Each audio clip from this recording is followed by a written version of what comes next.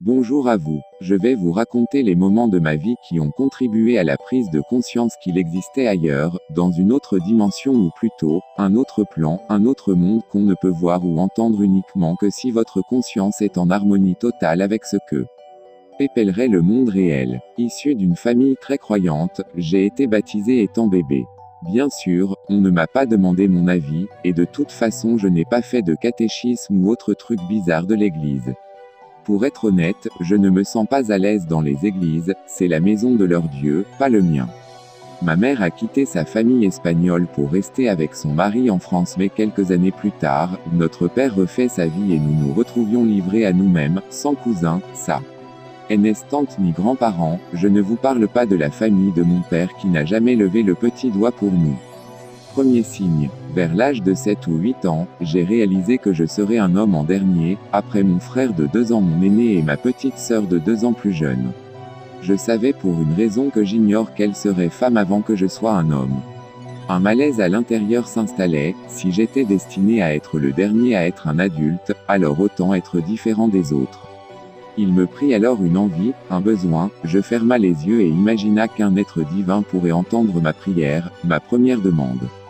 Cette volonté au fond de moi n'était pas compliquée, je voulais avoir quelque chose de plus que les autres membres de ma famille et c'est exactement la demande que je fis. Je l'envoya mentalement dans l'univers, à celui qui l'entendra et qui saura y trouver quoi faire pour me répondre, pour réaliser cette prière. À cette époque, je partageais ma chambre avec mon grand frère, nos lits étaient l'un près de l'autre. Je ne me souviens pas si c'était le même soir, mais un soir, alors que tout le monde dormait, je me vois me lever, ouvrir la fenêtre du salon et là, j'aperçois Marcel, notre canari qui se tenait là en mode vol stationnaire. La différence avec le Marcel que je connaissais, c'est que celui-ci était énorme, il avait au moins la taille d'une voiture et c'est sa tête qui était au bord de la fenêtre. Ah, au fait j'ai oublié de vous préciser que nous vivions au 8e étage dans un quartier plein d'immeubles et maisons. Une fois installé sur le dos de Marcel, il fit un demi-tour et se mit à planer au-dessus de la ville, on survola même la Meuse, le fleuve qui traverse les Ardennes françaises. Puis à un moment, on s'élève puis j'aperçois un énorme tronc d'arbre, avec à son centre un énorme trou comme CEL. Lui que l'on dessine pour y loger les hiboux. Nous nous en approchons puis l'oiseau plonge dans le trou, et alors tout devient obscur. J'ouvre les yeux, et là, je vois que je suis dans un endroit que je n'ai jamais vu avant. Le plafond était voûté d'un bout de la pièce à l'autre, une lumière blanche nous éclairait malgré que je sois un peu mis à l'écart avec d'autres enfants. Je regardais une file de personnes qui se tenaient parallèlement à la mienne et à la tête de leur file, un petit être gris, beige se tenait la M. Yes, je ne vois pas bien ce qu'il fait et soudain, l'extinction totale. J'ouvre les yeux et je sens que je suis allongé, je tourne la tête comme d'habitude vers la droite pour voir la lumière traverser l'espacement des volets fermés et là. Aucune lumière. Comme si les volets étaient vraiment opaques alors qu'ils ont toujours laissé passer de la lumière. Je tourne la tête à ma gauche et là, surprise, les volets avaient été déplacés. Je panique, j'appelle ma mère, je crie et je pleure, je me sens perdu. D'habitude, lorsque ma mère entrait dans notre chambre, elle apparaissait face à moi lorsque j'étais au lit, et là, une lumière s'allume dans mon dos, je me retourne et je la vois, inquiète et je découvre alors que je suis installé dans le lit de mon frère à ses pieds. Ma mère me demande ce que je fais dans le lit de mon frère qui dormait encore, j'étais si perturbé que je n'ai pas pu parler. Je me suis couché dans mon lit après un baiser de ma mère puis je me suis endormi en regardant la lumière qui traversait le volet de la fenêtre. Quelques jours plus tard, alors que je jouais avec mon frère dans le salon, le téléphone se met à sonner. Machinalement, je me redresse et je dis « C'est papa ». Mon frère, si absorbé par le jeu et ma mère, ne m'ayant pas entendu, personne n'a remarqué ma réaction inattendue. Alors, ma mère saisit le téléphone et s'enferme dans sa chambre pendant au moins 1 heure. J'attendais qu'elle en ressorte pour lui dire que je sais qui a appelé, j'attends, je surveille la porte, et je joue en même temps et à un moment donné, elle sort en disant « C'était votre père, il voudrait vous revoir ». Je lui dis donc que je le savais et que je l'ai su avant qu'elle décroche mais... Un peu perturbée par cet appel, elle ne prêta pas attention à ma remarque. Cela faisait presque 5 ans que nous vivions sans père, et je n'avais pas le souvenir d'avoir même prononcé ce mot tant c'était elle. Point dans ma mémoire. Flashback. Un jour, un an plus tard peut-être, un souvenir me revient en tête. Un moment que je n'arrive pas à placer dans la chronologie de ma vie et je ne reconnais pas la personne que j'y vois. Ce souvenir commence alors que je suis devant une porte d'entrée de maison de ville. 3 marches me séparent de cette porte, je monte doucement et la porte s'ouvre. Un grand monsieur apparaît sur le seuil, vêtu d'un beau costume noir et portant une barbe épaisse mais bien taillée. Cet homme était très grand, il touchait presque le haut de la porte. Il me laisse passer puis j'entre.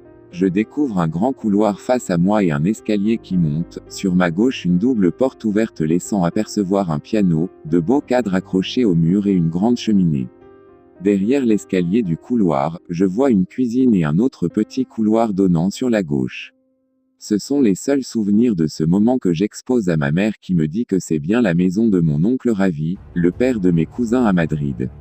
Mais je ne comprends pas car leur père actuel ne s'appelait pas Ravi mais Paco, et elle m'explique alors que Paco est en réalité leur beau-père et que mon plus jeune cousin n'a pas connu son père car il est né après le décès de son père.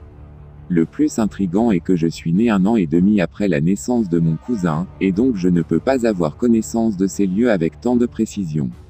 Ma mère m'a même avoué ne pas s'être rendue très souvent chez mon oncle et ma tante, et nous n'avions pas ni ma tante ni nous-mêmes notre possession des vidéos et encore moins de photos de ces lieux et de mon oncle.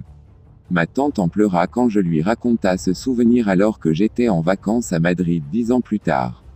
Prémonition. À partir de cette nuit où je suis passé par la fenêtre, j'ai commencé à avoir des visions sur un futur proche, des événements qui allaient se produire dans les 5 minutes à venir. Par contre, mes rêves étaient très nets et représentaient ma vie future, dans des sociétés que je ne connaissais pas des lieux que je n'avais pas connaissance, dans d'autres départements et pays. Ces rêves étant très clairs et très nets se sont avérés être des rêves prémonitoires car ils se sont réalisés. Des rêves de ce genre, j'en ai fait des tas. Des résultats de matchs de basket, les numéros du loto et même des événements sur ma vie comme un accident qui allait m'arriver le lendemain, des rencontres, des retrouvailles et jusqu'à mon permis de conduire. Lorsque j'étais policier, j'ai rêvé que je courais derrière une jeune fille que je connaissais, j'étais policier dans ce rêve. Le lendemain, on m'informe qu'une jeune fille s'est échappée d'un foyer, avant que le brigadier me donne le nom qu'il venait de sortir du fax, je lui dis le nom de cette fille. Il m'a regardé tout étonné et m'a demandé comment je pouvais savoir le nom et prénom exact de cette fille, car il était le premier et unique à sortir cette feuille d'information. Un autre exemple, le premier jour que j'ai croisé ma femme, je ne savais rien d'elle, et pourtant en un flash. Je me suis vu marier avec elle, et nous avions des enfants. Aujourd'hui, cela est réel, nous sommes mariés et nous avons des enfants. Le 29 février, cela fera 23 ans que nous sommes ensemble et nous nous aimons et c'est important de le préciser.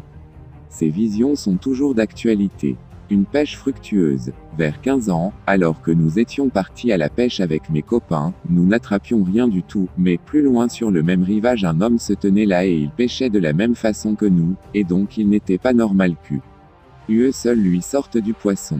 À la fin de la journée, très intrigué de cette pêche fructueuse, je partis lui demander sa technique. Sa réponse a été celle-ci, il faut parler au poisson, lui expliquer comment tu vas le faire cuire et que ça te ferait plaisir qu'il morde à l'hameçon. Sa réponse m'étonna mais ne me semblait pas impossible vu ce que je vivais déjà depuis mon enfance. Dès le lendemain on revenait au même endroit que la veille, à la seule différence que le monsieur n'était plus là.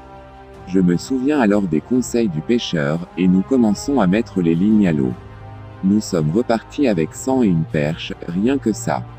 Nous étions 5 et nos sacs pleins de poissons, nous étions tout contents. Mon premier ovni, un soir d'été, en 1994 ou 1995, j'avais alors 14 ou 15 ans je ne me souviens plus précisément, nous étions dehors avec mes copains, il était environ 23 heures, nous discutions sur un banc quand mon regard s'est porté sur un objet lumineux dans le ciel, c'était un boomerang. Il y avait sur la partie inférieure des spots de lumière différentes, entre 5 ou 6 spots. Il n'était pas très haut, à peut-être 500 mètres du sol, silencieux et pas de fumée derrière lui, son déplacement était très lent, dommage qu'à cette époque nous n'avions ni caméra ni téléphone pour filmer. J'estime sa taille à celle de 2 ou 3 autobus. Il se dirigeait vers l'ouest, vers l'horizon où se couchait le soleil habituellement. Nous nous sommes demandé ce que cela pouvait bien être. Je ne me souviens plus si l'un de nous a parlé d'OVNI, Internet n'étant pas répandu comme aujourd'hui. Bien des années plus tard, j'ai fait des recherches grâce à Internet et je me suis aperçu que ce boomerang avait été observé à Bouillon, en Belgique et que le déplacement selon les témoins, indiquait la direction des Ardennes, plus précisément vers Charleville-Mézières, là où je vivais à ce moment-là. Vision d'ailleurs. À 17 ans, un soir chez un ami, il était environ 3 heures du matin. Nous venions de voir un match de basket américain sur une chaîne allemande.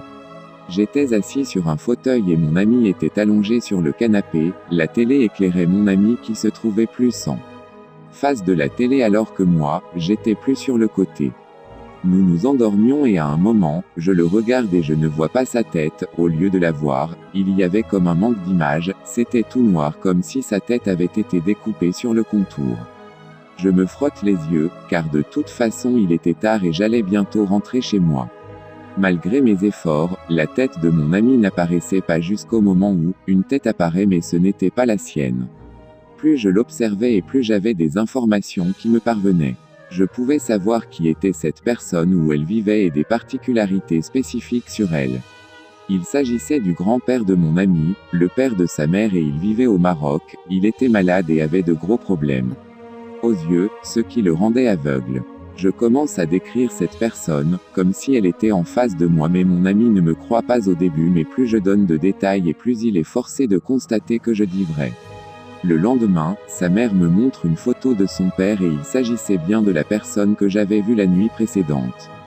J'ai compris à ce moment-là qu'il se passait quelque chose de nouveau et d'extraordinaire. Par la suite, j'ai pu pratiquer cette voyance sur tous les copains du quartier et je voyais même des détails sur des membres de leur famille que je devais taire car je pouvais voir des secrets de famille que tout le monde ignorait. C'est en me concentrant sur les yeux d'une personne avec son accord, que je peux plonger dans ses souvenirs visuels des membres de sa famille, et je peux choisir qui je veux voir. Une fois ce membre choisi, le visage de la personne que je regarde se transforme comme de la pâte à modeler et une faux. Le visage reconstruit, les informations me parviennent comme dans le film Minority Report si vous connaissez. J'ai pu au cours de mes expériences voir que je pouvais également visualiser des personnes décédées. Attention, je ne vois pas les fantômes, mais juste l'image qu'elles représentaient lorsqu'elles étaient vivantes. J'ai vu des amis pleurer quand je parlais de leurs parents disparus. Flash info. Le don de voir dans les yeux des gens est pas mal, mais il arrive moins souvent que j'ai des flashs sur des personnes que je ne connais pas sans qu'elles le sachent et involontairement. Dans ces flashs, je peux voir des infos sur la personne, comme sa maison, ses passions, sa profession, comme en mode vision d'ailleurs, voire même des membres de leur famille, également en mode vision d'ailleurs. J'ai même vu des chiens et j'ai perçu leur nom avec une ou deux lettres près comme P. Par exemple, j'avais vu le nom Roca, Moka et en réalité c'était Borka. Je n'étais pas loin, mais bon, vu que je n'ai rien demandé, je ne vais pas me plaindre. Imaginez que vous racontez des infos personnelles à un policier que vous ne connaissez pas, et qu'il imagine que vous l'espionnez, eh bien.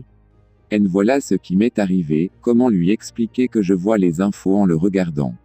Trop beau. Avant 2012, je suis tombé face à face avec des Pléiadiens, un homme et une femme de plus de 2 mètres. Ils étaient tous les deux d'une beauté incroyable et souriaient. Lui à droite, et elle à gauche. Tous les deux blonds, ils portaient des vêtements d'une autre époque, future, et d'ailleurs. Ils se tenaient la main et observaient les gens autour et ils ne passaient pas inaperçus, tout le monde les regardait tant ils étaient attirants. Je me suis même surpris à penser qu'ils étaient beaux comme c'est pas permis. Leur description correspond à toutes celles que je trouve dans des groupes avec des témoignages de personnes qui les ont vus également, et donc, cela confirme que je n'invente pas et que je les ai bien vus et qu'ils sont parmi nous. Esprit, es-tu là? En août 2008, un soir à minuit environ, nous étions couchés avec ma femme et nous avons été réveillés par des bruits de pas au-dessus de notre chambre. Au-dessus, il y avait les combles mais ils n'étaient pas encore aménagés et notre fille dormait dans son lit bébé à l'époque. De plus, il n'y avait pas de lumière et j'avais estimé le poids d'une personne de 60 kg environ. Ma femme m'a demandé de monter voir, mais j'étais si bien sous les couvertures et finalement ces bruits de pas qui marchaient en rond ne me dérangeaient pas autant lol. Nous nous sommes endormis en évitant d'y penser, ce qui n'était pas évident. Par la suite, nous avons entendu des objets se déplacer sur la table de la cuisine alors que nous étions juste à côté. Des jouets qui bougeaient seuls dans la chambre des filles. Dans la nuit, des objets tombaient seuls, et en allant voir, on ne retrouvait jamais ce qui était tombé. Avec la petite dernière, l'an dernier en 2018, nous avons entendu une dame parler à côté de nous, une voix de femme d'environ 25 ans. Quelques années avant, un voisin magnétiseur qui m'avait guéri à une blessure datant de 8 ans, m'avait parlé d'une femme qui a habité dans notre maison bien avant nous, et elle était décédée brutalement alors qu'elle était enceinte. Bravo l'ambiance. Il précisa qu'elle avait environ 25 ans et avait la morphologie de ma femme, c'est-à-dire un poids de 60 kg. Mes deux filles à l'âge de 3 ans ont toutes les deux vu des fantômes se pencher au-dessus de leur lit de bébé et ont donné les mêmes descriptions, des êtres jaunes, gentils, sans jambes mais qui flottaient. Mes amis les bêtes. Lorsque je prends la route du travail très tôt, j'envoie un message télépathique aux animaux des champs et forêts pour ne pas qu'ils traversent lorsque j'arrive en voiture, et j'envoie ensuite sur le bord de la route assis qui attendent que je passe pour traverser. D'autres animaux peuvent être sur le côté dans le champ pas loin de la route. Je peux demander aux abeilles, guêpes de sortir de chez moi en leur montrant la fenêtre. Dans mon ancienne maison, à l'heure de ma sieste, je demandais aux pigeons de se taire pour que je puisse dormir et ils arrêtaient de roucouler directement. Aux eaux, j'attire l'attention des animaux. Les corbeaux sont réceptifs ainsi que les chiens, et les chats. L'an dernier, j'ai découvert que je pouvais appeler des chevaux ou un seul selon mon choix. Je demande à ma famille de choisir un cheval au hasard parmi la dizaine qu'il y a dans le champ qui mesure plus ou moins 350 mètres de profondeur sur 200. Les chevaux étant toujours au fond dans le champ, il est dur de se dire qu'ils viennent car nous les avons appelés. Une fois le cheval choisi, je me concentre, et je crée mentalement un lien entre mon esprit et celui du cheval. À travers ce lien, j'insère mon message, toujours le même, un peu comme celui que j'envoie aux ovnis mais à la différence que là, je leur propose de l'herbe fraîche qu'il y a près de moi. Et non de l'herbe à fumer. Ce message une fois fait dans ma tête, je l'envoie dans une bulle d'amour et il arrive directement dans l'esprit du cheval, et là, le cheval sélectionné arrête ce qu'il fait et me regarde.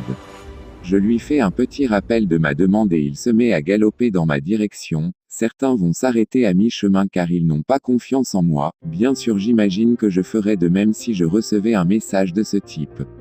Pour le rassurer, je lui renvoie de l'amour et il continue son chemin jusqu'à moi.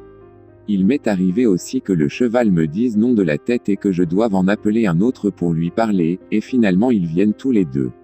Selon une professionnelle de la communication animalière, ce n'est pas de la télépathie mais une communication bien plus puissante. Pour moi, je ne fais pas de différence. Vol nocturne. En 2012, dans la nuit du 16 juin à 23h25, nous avons vu avec ma femme 9 boules rouges, orangées, de TRE accent grave. S gros diamètre à 7 km de notre maison passée au-dessus de la ville de Briey en Lorraine. Ces objets ont dû agir sur les habitants et tous ceux qui se trouvaient sur leur passage car personne n'en a parlé, même pas la gendarmerie, qui pour elle, aucun lâcher de ballon était prévu dans le secteur. Nous avons observé ces boules jusqu'à ce qu'elles disparaissent à l'horizon. Elles volaient en formation, 2 qui ouvraient la marche, le peloton constitué de 5 boules, et derrière et 2 autres qui fermaient la marche. Heureusement que j'ai eu le réflexe de filmer avec mon téléphone, mais l'ayant en main depuis peu, je n'avais jamais utilisé le mode caméra et donc en croyant bien faire, j'ai zoomé au maximum pour les voir de près. Par la suite je me suis aperçu que c'était une énorme erreur.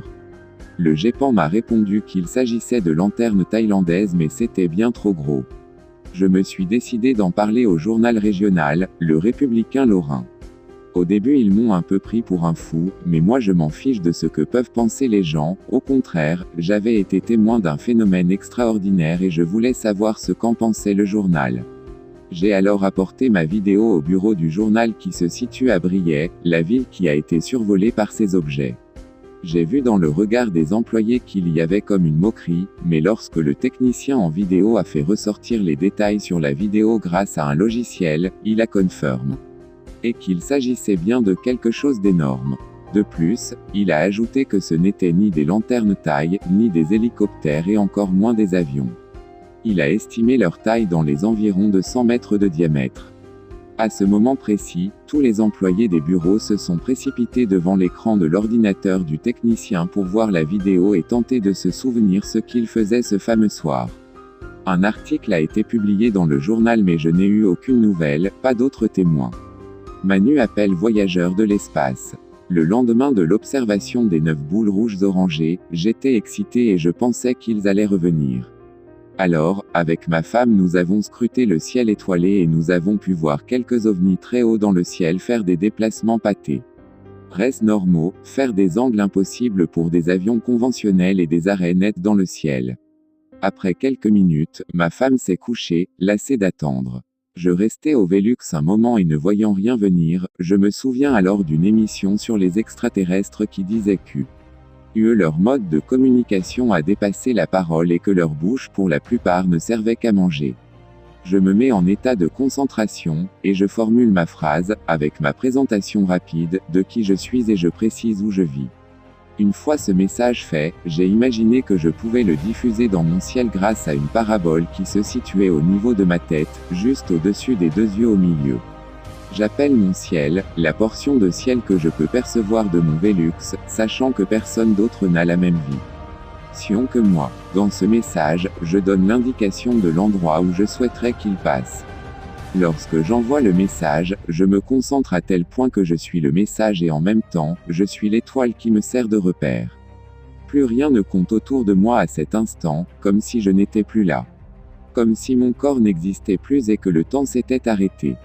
Une fois le message envoyé, je ressens alors une vibration qui se transforme en information. Cette information me dit que le message a été reçu et que je dois attendre, qu'ils sont en chemin. Après 30 minutes environ, la première boule blanche est arrivée mais au total sur 2 heures peut-être, 4 boules provenant de plusieurs directions sont passées là où je leur avais demandé. Puis après cela, je leur ai demandé, toujours par télépathie, de confirmer la bonne réception de mes messages au bout de 3 secondes en faisant un flash lumineux, ce qu'ils ont tous fait. Le dernier qui est passé au-dessus de chez moi, m'ayant confirmé avant de passer de l'autre côté du toit, je décide de réveiller ma femme et à ma demande, il fit un flash très fort pour elle, alors qu'il était très loin. Ayant certainement perçu une de mes pensées à ce moment, j'espère qu'elle va le voir vu qu'elle n'a pas ses lentilles. Et là, ma femme me dit, oui j'ai vu la lumière, mais c'est quoi? Et je lui souris, mais elle sourit moins en pensant à la sécurité de la famille et me demande de ne plus le faire. La même année, un voisin m'appelle dans la nuit vers 2 ou 3 heures, car un ovni était positionné au-dessus de ma maison. Une fois au Velux je l'ai regardé puis je suis resté figé sans pouvoir bouger. Je voulais prendre ma caméra, mes jumelles ou mon téléphone pour filmer mais impossible. J'étais verrouillé. Il était à une centaine de mètres au-dessus et il avait une forme ronde et une blancheur éclatante était diffusée. Une lumière si puissante et pourtant pas éblouissante. Je n'avais pas peur, je ressentais de l'amour. Je ne sais pas combien de temps je suis resté là, à le regarder mais c'était beau. Au cours de ces années, j'ai vu beaucoup d'ovnis, après 200 environ, j'ai arrêté de les compter. Il y a un lien entre nous. Lorsqu'ils survolent ma maison ou là où je me trouve, je ressens le besoin de sortir ou de lever la tête et un ami de l'espace est là, il me dit bonjour et je le salue et le remercie de m'avoir contacté. Au mois d'août, et en septembre 2018, j'ai reçu un flash blanc provenant d'un ovni qui passait car je l'avais appelé mais distrait, je ne le regardais pas et c'est en m'envoyant un laser qu'il attire mon attention. Ce laser ne vient pas directement sur moi mais à mes pieds. Le deuxième laser a tapé sur le capot de ma voiture vers 4h40 alors que j'étais au volant à préparer mes journaux, j'ai vu le laser et en levant les yeux, je le vois devant moi qui file vers la gauche. Comme d'habitude, je le salue et je le remercie, la politesse et de rigueur est naturelle afin d'entretenir ce lien qui nous unit. Je suis contacté aussi bien par des boules rouges, blanches, jaunes, et j'ai même vu un cigare, il y a 5 ans environ. En été 2017, à Plohermel en Bretagne, j'ai fait un appel et 8 boules blanches sont venues dont une que j'ai dû guider en direct par télépathie car elle n'allait pas dans la bonne direction. Un week-end, une amie me contacte un soir via un groupe ufologique et me demande si je peux faire venir deux ovnis devant chez elle. Elle m'explique qu'elle est sur son balcon et que dans le ciel, face à elle il y a Jupiter. Je fais la demande et je reçois un retour très fort. À cet instant mon ami me dit que deux boules bleues viennent d'apparaître près de Jupiter, nous étions très contents de cette expérience. Un autre jour, j'ai fait apparaître 2 fois des boules blanches au-dessus de moi dans le ciel. Souriez. J'allais oublier les photos des extraterrestres que j'ai piégés l'an dernier grâce à Messenger. Via une action demandée, cela activait la caméra en mode selfie et prenait la photo. Peu après les avoir reçus, les messages ont été supprimés de ma messagerie. Selon Facebook, c'est impossible sans mes identifiants. Les deux personnes sont des amis de mes contacts, je le sais car lorsque j'ai transféré cette action, c'est Messenger qui me les a proposés. Et donc je ne les connais pas mais je suppose qu'elles se connaissent car nous avions des amis en commun. Peu après, je découvre un fichier Messenger dans mes images et je me suis aperçu qu'il y avait dans ce fichier, les images et les GIFs envoyés et reçus par Messenger et là, je retrouve ces photos. Elles sont authentiques et réelles. Vérifiées par des médiums américains, français et espagnols. Ces entités ont été identifiées comme provenant du bas astral. Ils appartiennent à la race des insectoïdes. Ces expériences de communication avec les animaux et ovnis sont pour moi fantastiques et si dures à exprimer. Le public n'est pas prêt à prendre conscience qu'il y a des choses invisibles que l'on peut manipuler, faire circuler et dans ces cas-là, utiliser pour communiquer avec des êtres vivants. Jésus a dit, « Les hommes ne me croient pas lorsque je leur parle de toutes les beautés de la terre alors si je leur parle des choses de l'univers. » L'expression « je ne crois que ce que je vois » doit être bannie de votre connaissance car selon mes expériences, j'ai pu observer et comprendre que pour voir les choses, il faut y croire et pas l'inverse. Ne vous laissez pas attirer vers la négativité des amis, de la famille et de la télévision. Il existe des mondes tactiles et invisibles, car l'un ne va pas sans l'autre. Le parfum d'une fleur n'a pas d'image proprement dite mais elle provoque en vous l'éveil de sens qui transforme un parfum en quelque chose de matériel, la représentation de cette fleur. L'invisible est là pour vous montrer qu'au-delà du monde 3D, il y a d'autres mondes insoupçonnés qu'il ne faut pas ignorer car c'est en les ignorant que vous perdrez le contact avec la vie, et je ne vous parle pas de la vie de famille, ni de votre voiture ou encore moins du dernier téléphone que vous avez acheté. Ouvrez votre esprit à tout ce qui ne se voit pas et vous pourrez voir avec une foi intense et sincère des choses que d'autres ne verront peut-être jamais. Partagez vos expériences, ignorez les moqueries, car finalement, les moqueurs se retrouveront moqués un jour ou l'autre. Souriez à la vie et elle vous sourira, croyez en elle et elle croira en vous, faites-lui confiance et elle aura confiance en vous. Le monde est bien plus grand que ce que vous voyez, croyez, pensez. Le monde est la plus belle chose qu'il soit. Aimez-le et il vous aimera. Merci.